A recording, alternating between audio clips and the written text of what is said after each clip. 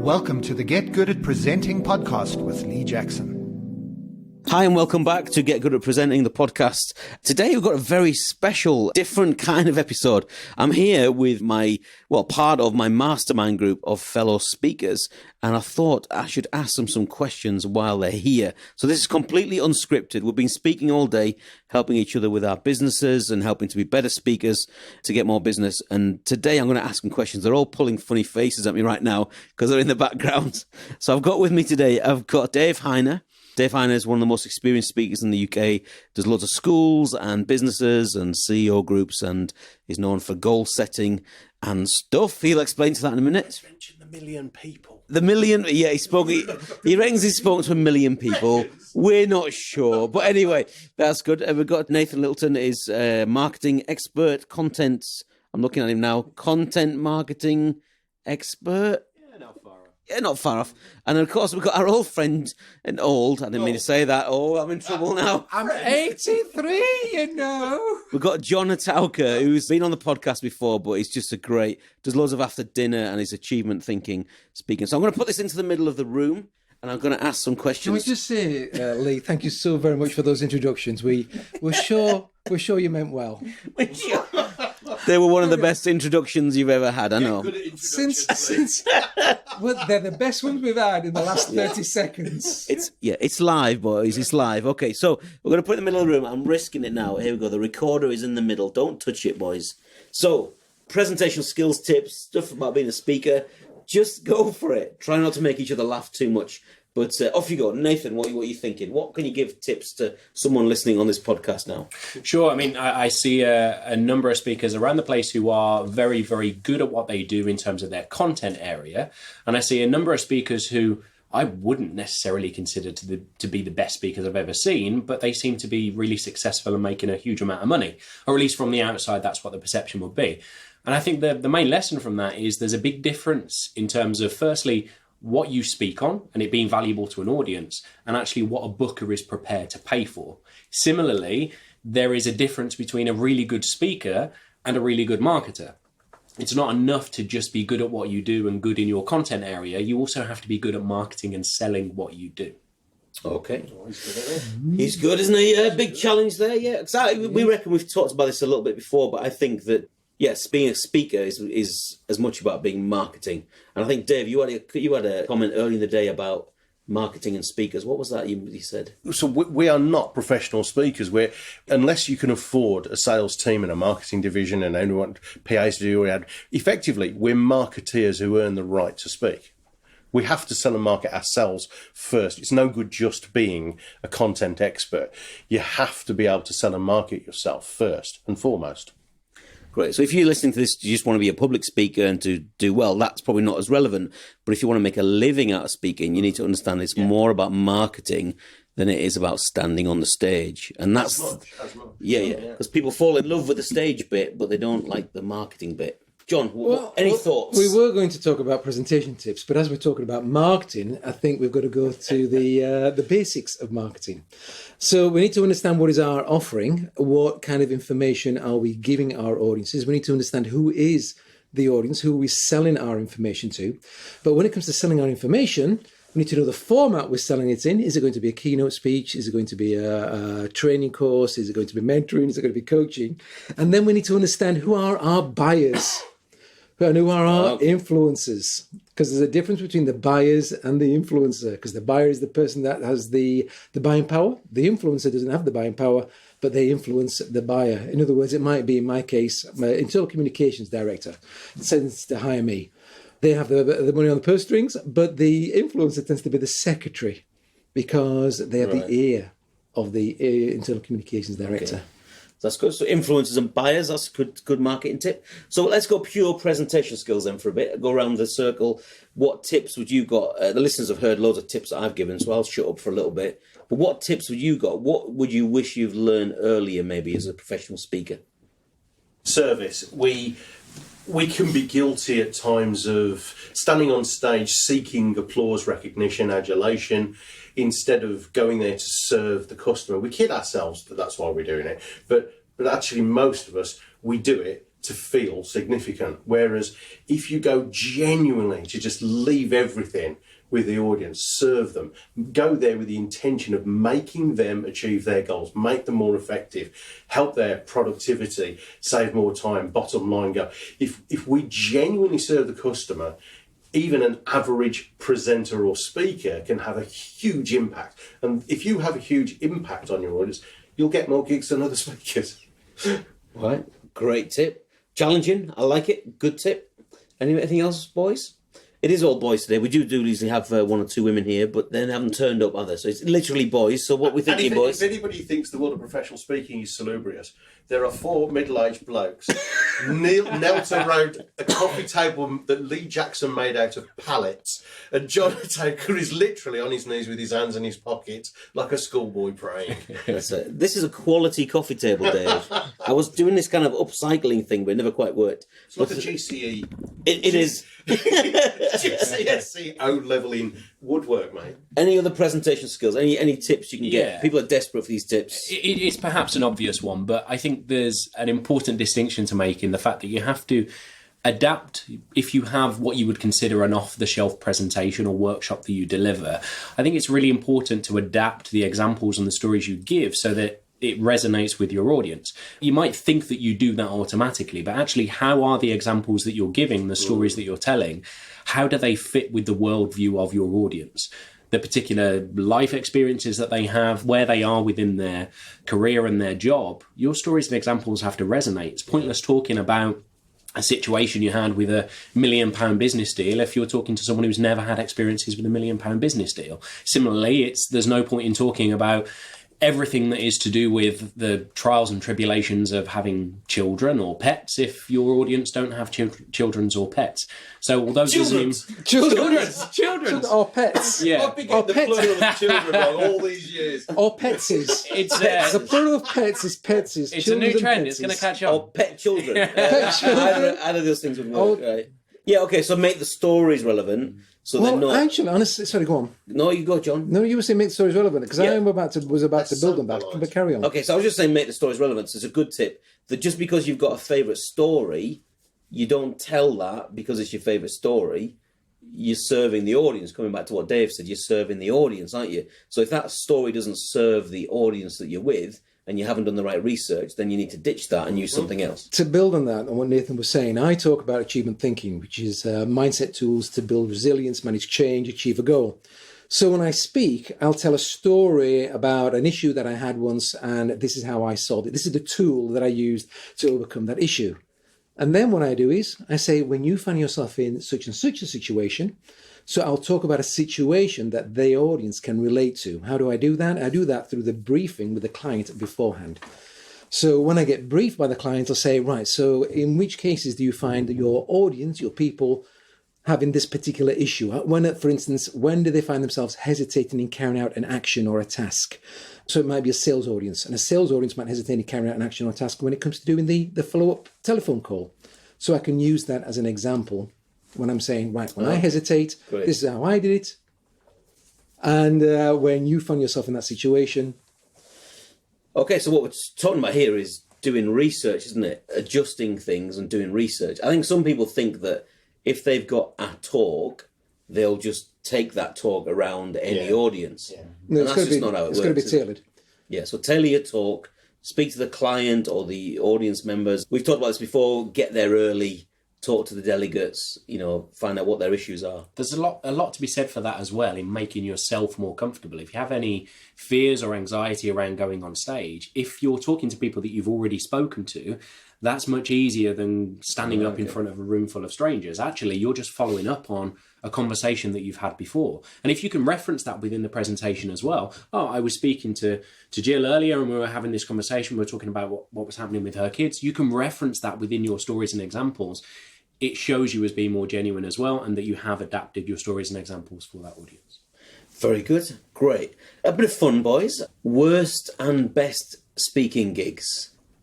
Worst and best. Try not to swear, try not to mention too many names, but worst and the ones you've done that have been random and bad, and the ones that have gone really well. What do you reckon? Can I kick off?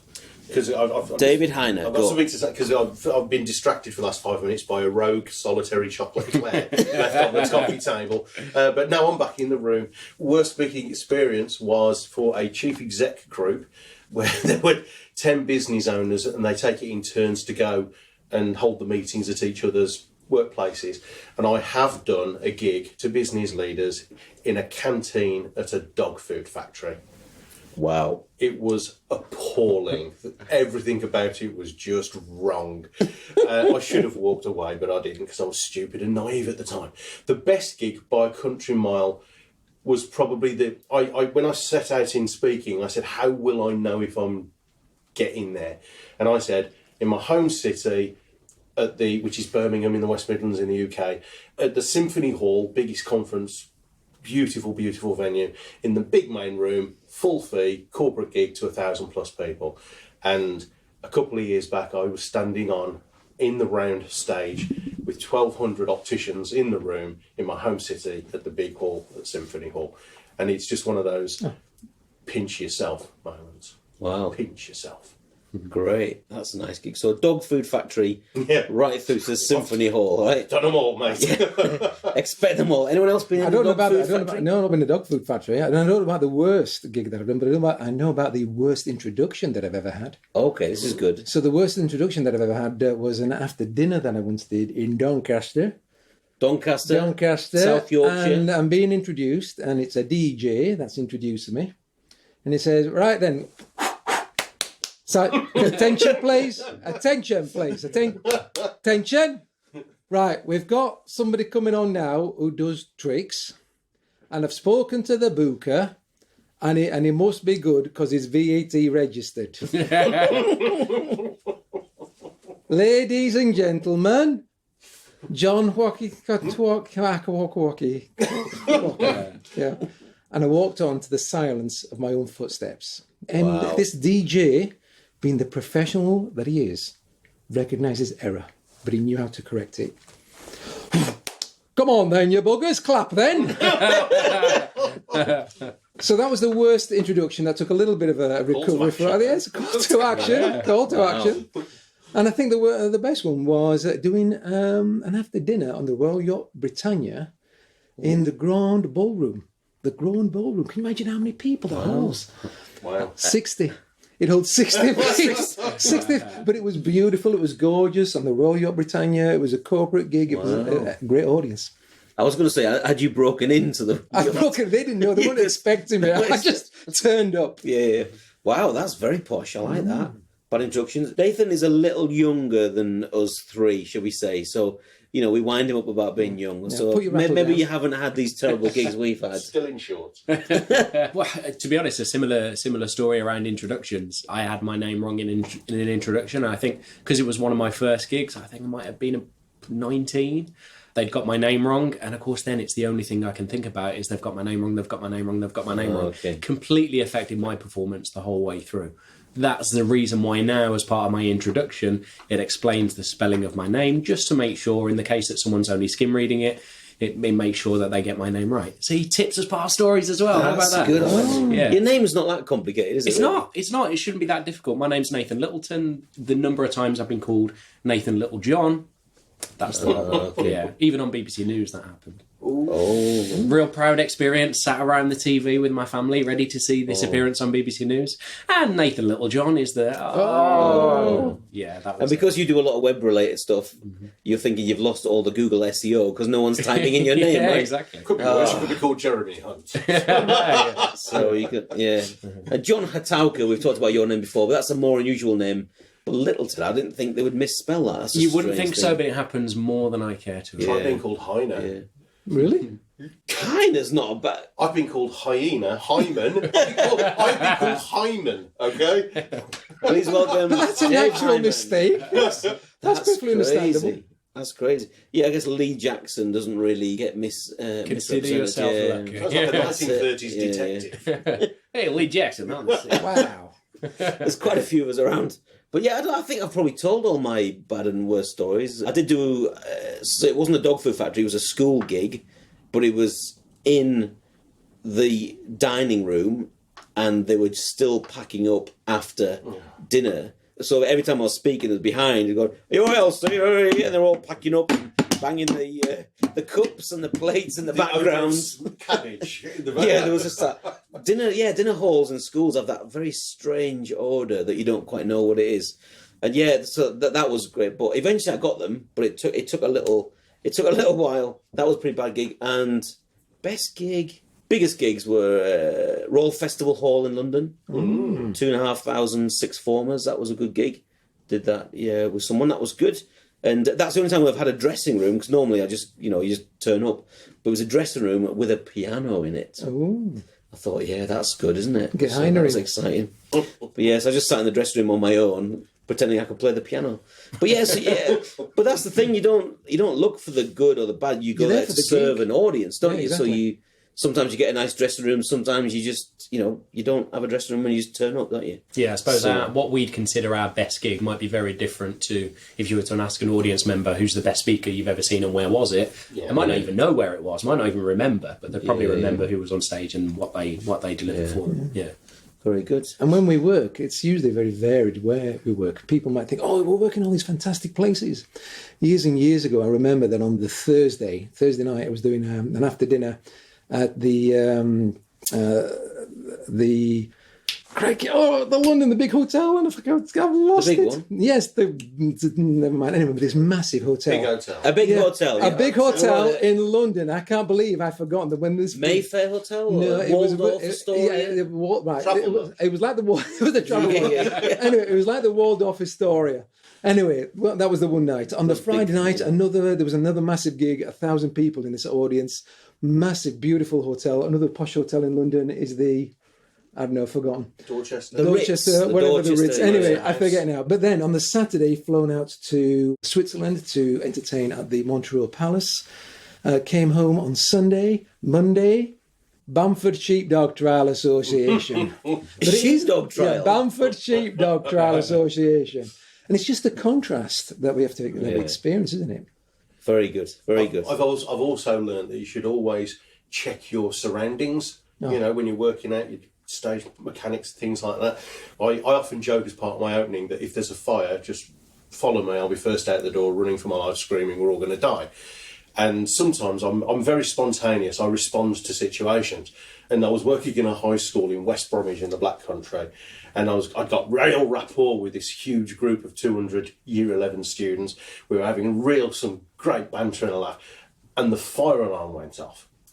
And quick as a flash, I legged it towards these big glass fire doors. So they're the old-fashioned school hall doors with a big glass in it with a metal wire in it, assuming that the fire doors would be open. Oh. And it was like a scene from Tom and Jerry, the cartoon. I hit the door and just slid down the door. I had blood trickling out my left nostril. How I didn't break my nose, I don't know, but I was winded. Absolutely. I mean, they thought it was the funniest thing they've ever seen in their life. But it took me about 5 minutes to compose myself to be able to carry on. Did you get a return booking for that one? No. Well, there you go. But he did get a bill to replace the glass in the door. No, that's good. That's good, isn't it? Let's see, how much time have we done? Let's have a little look. Oh, there we go. We did 20 minutes there, boys. That's good. Any last little tips then? It's been a bit of fun. Any last little tips you want to, for the listeners? Anything you could say? Maybe something you wish you'd learned a bit earlier. Now you're a few years into being a professional speaker. Ooh. That'll be a no then, by the sounds of it. Actually, yeah, this is a speaking business. And go back to one of the things we first talked about, which is if it's a speaking business, if you're going to speak as part of your job or to earn a living from it, we have to be professional. Now, anyone who does know me knows I'm one of the most immature people on the planet. But when it comes to my business, I'm very, very serious about it. And I made the mistake for the first 3 years of sitting in my office waiting for the phone to ring. Well, the consequence of that was I wasn't busy, didn't get a lot of work, money was tight, and I should have, if you listen to my wife, have gone and got a job. But I'm stubborn. I call it tenacious. My wife calls it stubborn. We've got to be professional. We have to do the sales, have to do the marketing, have to do all the collateral work around speaking to earn the right and the privilege to serve people from a stage. Absolutely. This is a business, and we cannot expect just to have a great keynote. No one cares. It's like the old adage about writing a book. Everyone says, "Oh, I've got a great book inside of me." Well, we haven't got an X-ray machine, you know? Write the book, 1 page a day, do it. It's about the grunt work, that consistency of doing work. It's a job. Very good. Yeah. Anything else, boys, or we'll close it up? They're all looking blank. It's been a long day. We can't follow. Okay, I've so just had a mild panic attack. You've just moved the chocolate eclair to the other end of the table, Lee. sorry, we've had lots of nice snacks today. Quite safe on this side of the table. I think we're fine. Well, I'll move the chocolate eclair back towards Dave, just so he's worried about that. Okay, so thanks for having a bit of a laugh. Thanks for chipping in. Why don't you just tell everyone your name again and your website address and where they can find you. David Hyner, Hyner, davidhyner.com. Nathan Littleton at nathanlittleton.co.uk. John Hotowka at www.hotowka.co.uk. That's hotowka.co.uk. And of course, it's me, Lee Jackson, leejackson.biz, leejackson.biz. And don't forget my audiobook, Get Good at Presenting, is now out on Audible and iTunes and wherever you buy audiobooks. So go and have a look at that. Until next time, thank you, boys. Bye, thank you. Bye. Bye. Bye. Thanks for listening to the Get Good at Presenting podcast with your host, Lee Jackson. If you'd like to know more about Lee's work as a motivational keynote speaker and presentation coach, visit his website at leejackson.biz. That's leejackson.biz.